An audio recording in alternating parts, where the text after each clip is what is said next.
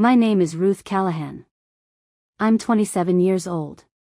My mother called me an embarrassment in front of a packed dining room on my last shift after 4 years, 3 months, and 6 days at the yellow booth. She didn't know it was my last shift.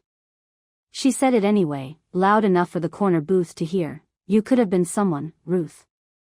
Instead, I have to watch you carry eggs to strangers. I thought that would be the worst thing that happened to me that day. I was wrong. 20 minutes later, an older man in a gray coat sat down in my section, looked at my name tag, and said, "Ruth Callahan? We tried to reach you. For years." He wasn't a regular. He wasn't anyone I recognized. But he knew my full name, and he knew it the way someone knows a name from a file, not from a menu. But here's what none of them knew yet, not my mother, not the man in the gray coat. I'd already found the shoebox in my closet, the one with 11 unopened envelopes inside it, each one older than the last. Somewhere ahead of this story there's a folder on a lawyer's desk, and my mother's hand reaching for it before I can stop her. I'm not there yet. But I will be. Welcome to my channel, where I talk about the families we're born into and the ones we build for ourselves. We tell stories about control, and what it costs to finally step out from under it. If any part of this sounds like your own kitchen table, tell me where you're watching from tonight, and stay with me. Let me take you back to the beginning, because none of this makes sense without it. I grew up in Danbury, in a brick colonial. My mother, Sandra, kept immaculate the way some people keep a resume, always ready to be looked at. My father, Mark, ran the accounting side of a HVAC supply company and mostly stayed out of the way of whatever my mother had decided the day needed to be. I had one sister, Emma, 3 years younger, who learned early that agreement was easier than argument. My mother had a way of narrating our lives back to us that always made her the reasonable one. If I cried about something, I was sensitive. If I wanted something she hadn't approved of, I was getting ahead of myself.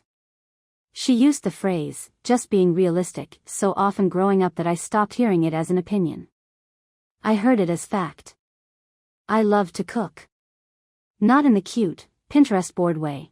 I mean, I spent my Saturdays as a kid standing on a step stool at her elbow, learning how bread changes when you let it rest. My grandmother, Vivian, my mother's own mother, used to slip me $20 bills for baking supplies, and tell me I had her mother's hands for pastry. Vivian died when I was 17. She left something for each of us grandkids, nothing huge, but specific. Mine, my mother told me at the reading, was earmarked for education.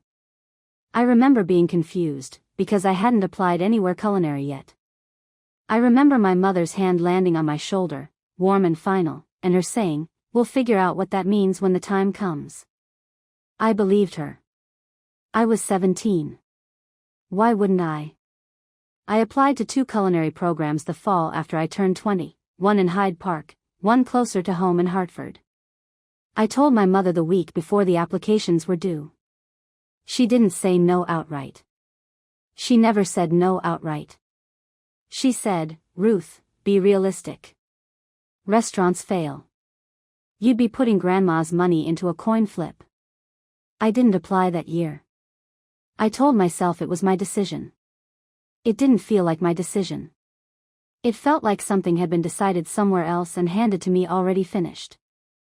I got a job at the Yellow Booth instead, a diner 2 towns over, run by a woman named Dolores who'd been flipping eggs there since before I was born. I told myself it was temporary. 4 years is not temporary. I know that now. Something is off. I didn't know it yet, not really, but there was a moment, maybe 6 months into working there, when I came home to find my mother at the kitchen table with a stack of mail, one envelope half torn, the return address cut off before I could read it. She looked up too fast when I walked in. "Bills," she said, before I asked. I didn't ask. I noticed the torn corner, the way it didn't match the neat slice she used for everything else, and some part of me filed it away as strange. Then I let it go, because questioning my mother's mail felt like a step too far, even in my own head. That was the first time I saw something and chose not to look at it directly. It would not be the last. The years at the diner blurred together the way repetitive work does, Early mornings, the smell of burnt coffee that never fully left my clothes, Dolores yelling orders in a voice that could crack plaster. I got good at it. Genuinely good, fast, precise, the kind of waitress regulars asked for by name. I started experimenting on my days off, testing recipes in my apartment kitchen, posting pictures nobody but Emma and my roommate ever saw. My mother came to the diner exactly twice in 4 years. Both times she ordered black coffee, glanced around at the vinyl booths like they might be contagious, and left within 20 minutes. The third time, my last shift, she came in with 2 of her book club friends. I didn't know it would be my last shift when she walked in. I'd told my parents I was leaving the diner, but I hadn't told them when, on purpose, because some instinct told me the timing mattered more than I could explain. She ordered a Cobb salad. She complained about the wait. And when I came back to check on the table, one of her friends asked, kindly enough, what I did besides waitressing. She's still finding herself, my mother said, before I could answer. A small laugh, the kind meant to sound affectionate and land as something else entirely. For years finding herself in a diner. I felt my face go hot. I set the coffee pot down harder than I meant to. I'm not finding myself, Mom. I have a plan. Ruth. Her voice dropped into the register she used when she thought I was making a scene. Don't do this here. You brought it up here. That's when she said it, loud enough for the corner booth, loud enough for Dolores behind the register to go still. You could have been someone, Ruth. Instead I have to watch you carry eggs to strangers. I didn't say anything back. I picked up my next order and walked it to table 6, hands steady in a way that surprised me, because everything else in me was shaking. I finished my shift. I didn't tell her it was my last one. I let her walk out still thinking I'd be back Monday, still thinking she'd gotten the last word. I didn't think about that exchange again for almost 20 minutes, I should have. Because table 9 was already seated, and the man sitting there was about to say my full name like it meant something to him. He was maybe 70, gray wool coat, the kind of unhurried posture that made me peg him for a retired teacher before he ever spoke. He ordered black coffee and looked at my name tag for a beat too long. Ruth Callahan. Not a question. You're Vivian's granddaughter. I set the coffee down slower than I meant to. How do you know my grandmother? I was her attorney. Well, my firm was. I handled the estate. He said it plainly, the way you'd mentioned the weather, but something in his face shifted, careful. We tried reaching you. Several times, over the years. Letters came back, or, I assumed they went unanswered. I never got any letters. He studied me for a second.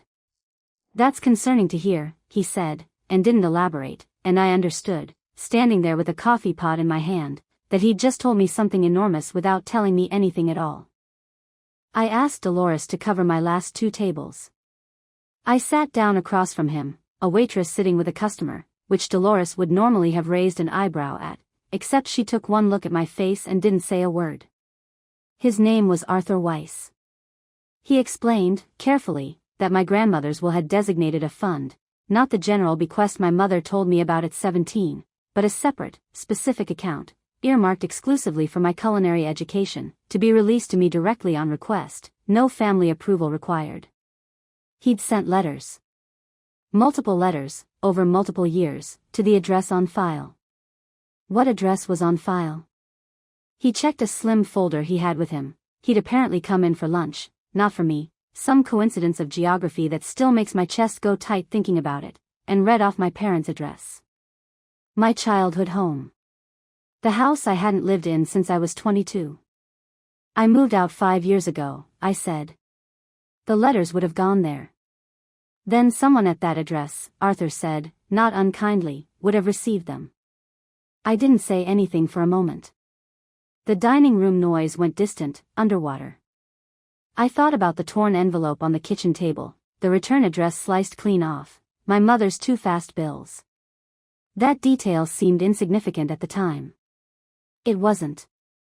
Arthur gave me his card and told me to call the office whenever I was ready, that the fund was still there, untouched, waiting on my signature. I sat there after he left with the card between two fingers, my hands doing that shake again, and I didn't cry.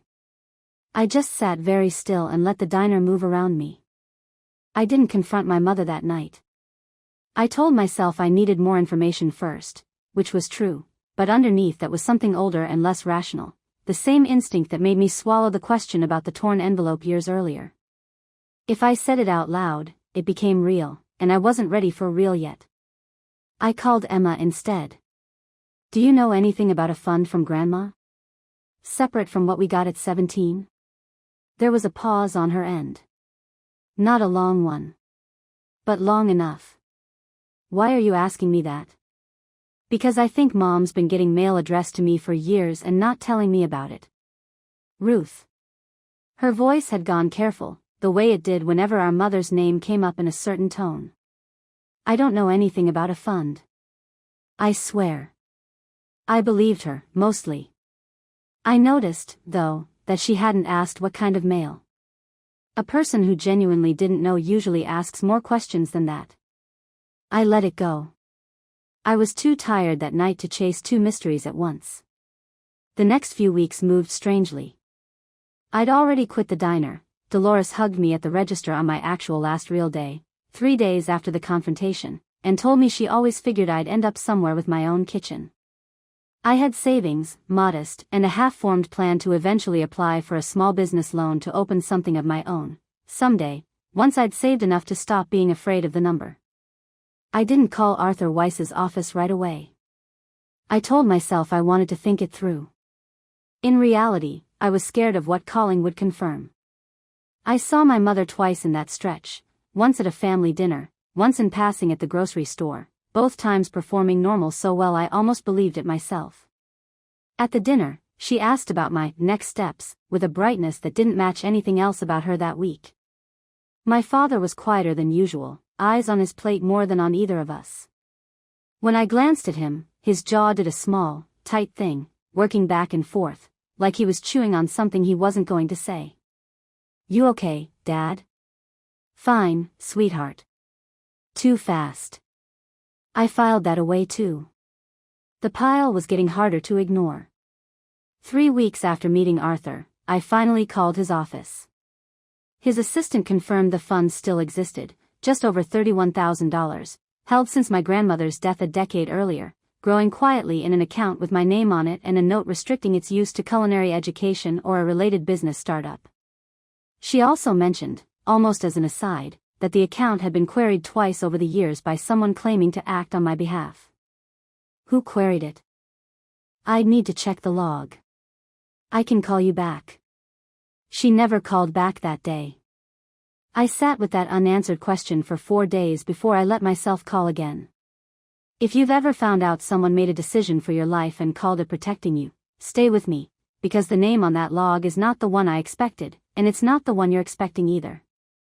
I want to be honest about something. During those weeks, I started watching my mother the way you watch weather before a storm, reading her tone, her timing, the small things she said and didn't say. I noticed she brought up money more than usual. I noticed she asked, twice, in an oddly specific way, whether I had any big plans for savings. I noticed, and I still didn't ask her directly. I told myself I was gathering evidence. Part of me was just delaying the moment I'd have to stop pretending I didn't already know. The assistant called back on a Tuesday. I have that log, she said. The inquiry 6 years ago and the inquiry 2 years ago were both made by the same person. Sandra Callahan. Listed as your mother, requesting information as a concerned family member. 6 years ago, I was 21, still living at home, deciding, or being talked out of, I understood now, my first real shot at culinary school. 2 years ago, I'd been saving quietly for months, telling no one, working toward the exact kind of plan this fund could have paid for outright. She'd known. Both times. She'd known and said nothing, and both times she'd let me believe the decision not to pursue it had been mine. I didn't call her that day either. I sat in my apartment with the phone in my lap for almost an hour, the sun moving across the wall in that slow, indifferent way it does when you're waiting to feel ready for something you'll never actually feel ready for. Instead, I did something smaller. I went to see my father.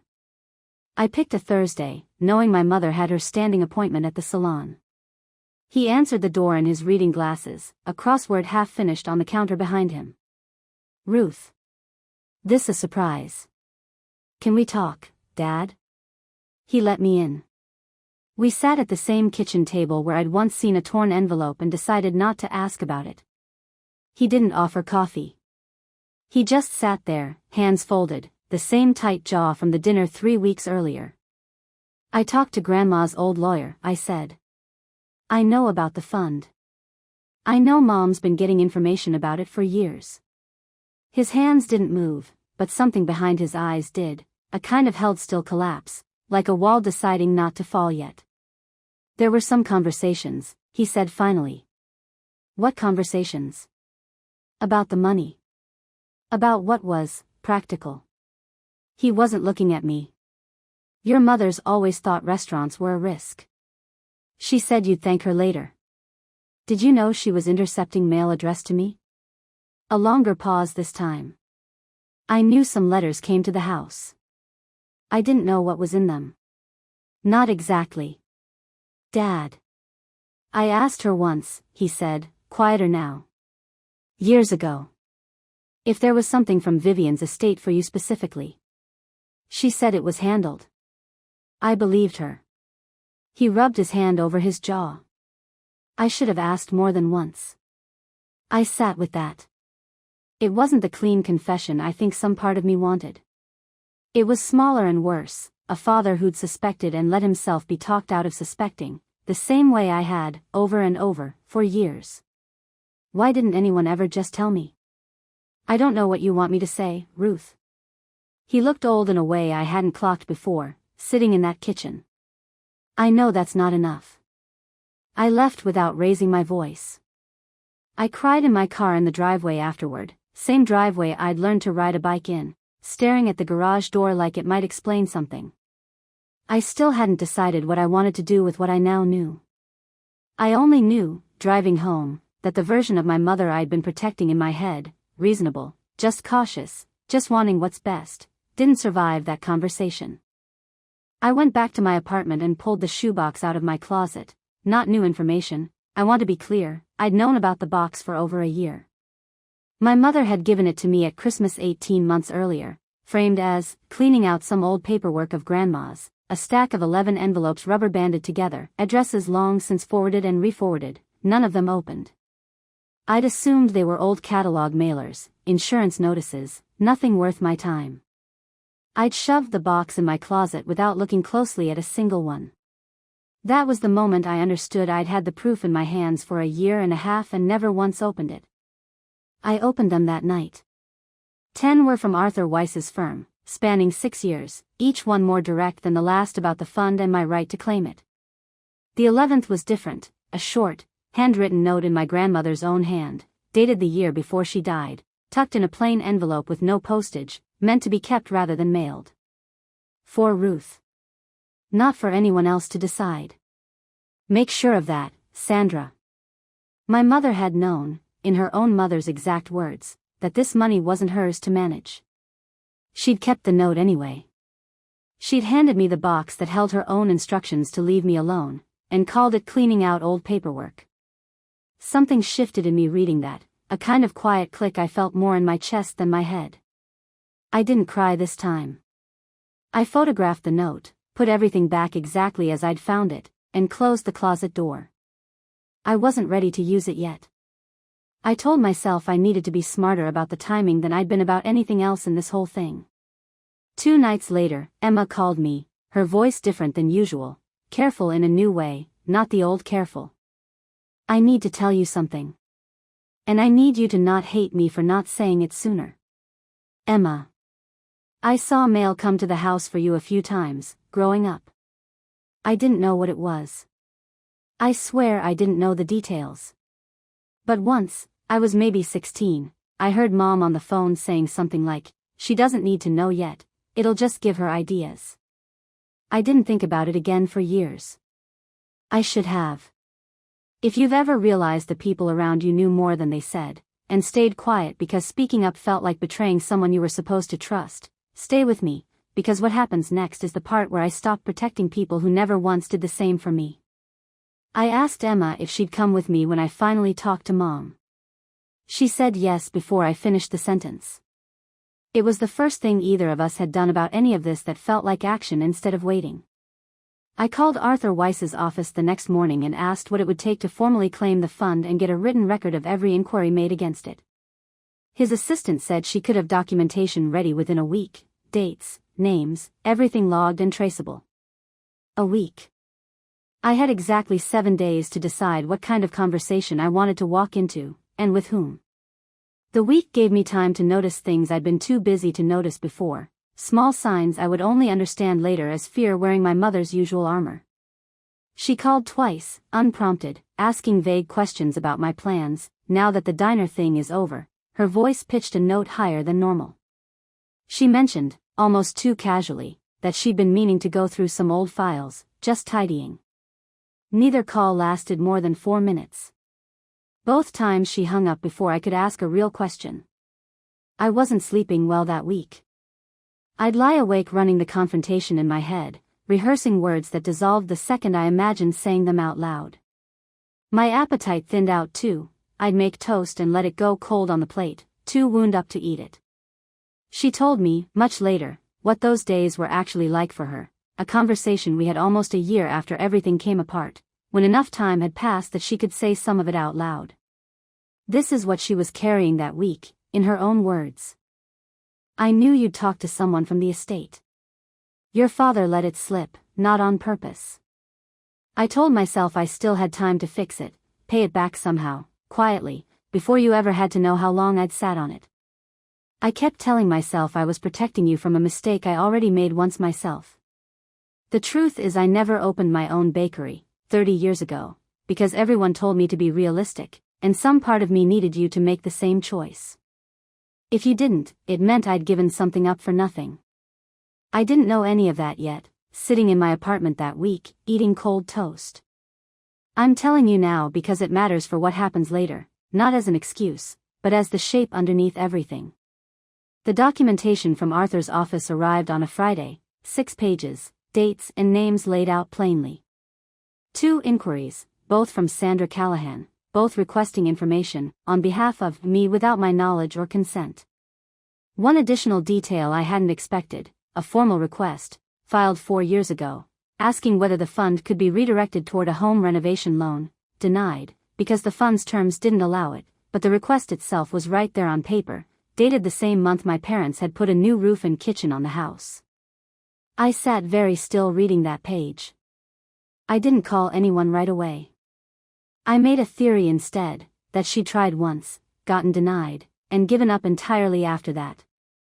I held on to that theory for exactly 2 days before a smaller detail undid it, a follow-up email, 18 months after the denial, asking whether the fund could be accessed if I voluntarily assigned it to a family member instead.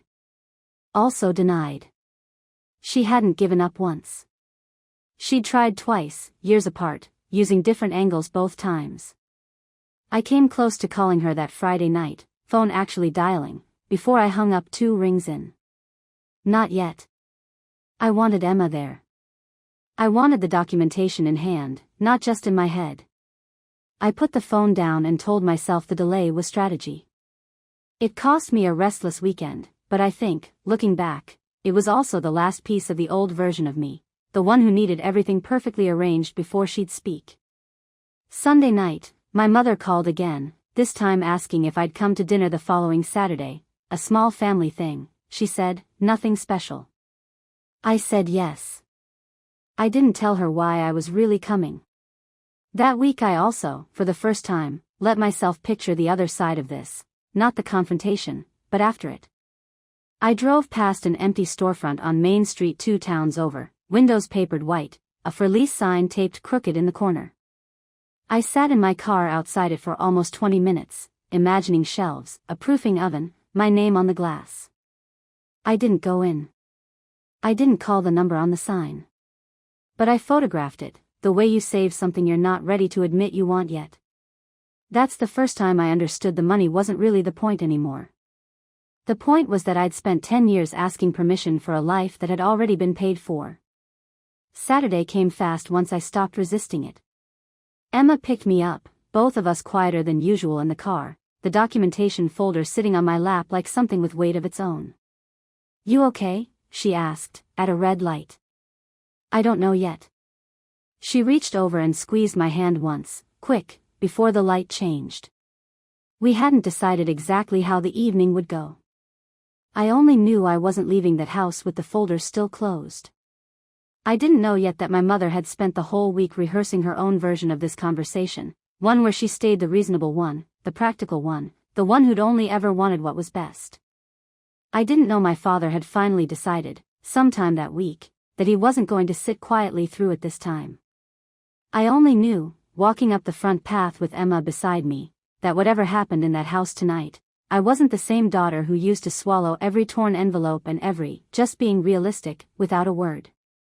I still had one card I hadn't shown anyone, the note, in my grandmother's own handwriting, still on my phone, still unused. I wasn't sure yet if I'd need it. I was about to find out. Dinner was pot roast, my mother's specialty, the kind of meal she made when she wanted the house to feel like nothing was wrong. She'd set the table with the good plates. She was performing normal so completely that for a moment, sitting down, some old reflex in me almost let her. I waited until the plates were cleared. Emma caught my eye across the table, a small nod, steady. I set the folder down in the space where my plate had been. My mother looked at it. "What's that?" "Everything," I said. "The fund from Grandma. The letters you intercepted. The note she left you, telling you it wasn't yours to decide." The room went very quiet. My father set his coffee cup down without drinking from it. I'd planned to say more, I'd rehearsed a whole opening, something about years, about permission, about how long I'd waited to be told the truth about my own life. None of it came out. I just slid the 6 pages across the table, the dates highlighted, the note's photograph propped against my water glass where everyone could see it.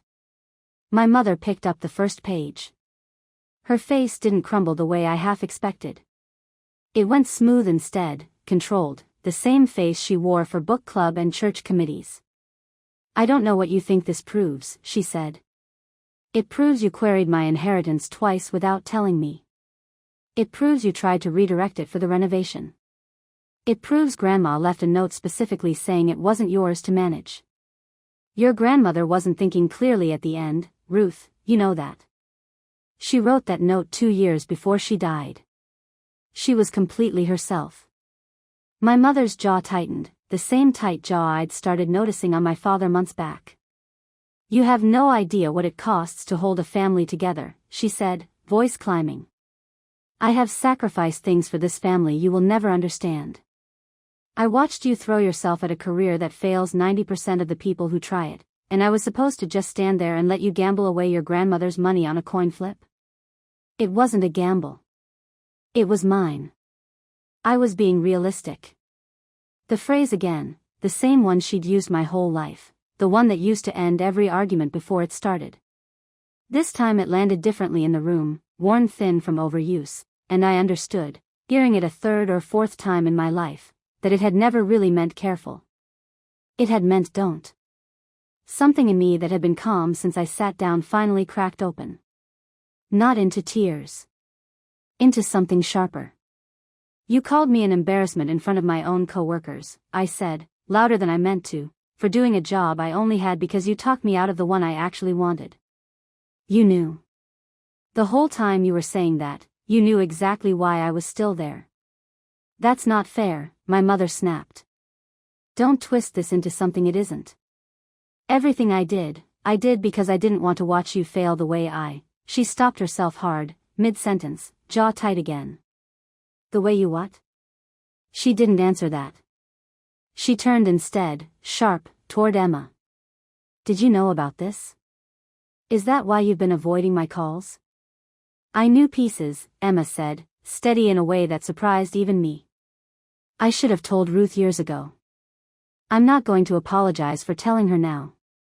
My mother's eyes swept the table, my father, who wouldn't meet hers, Emma, who held her ground, me, holding evidence she couldn't argue away.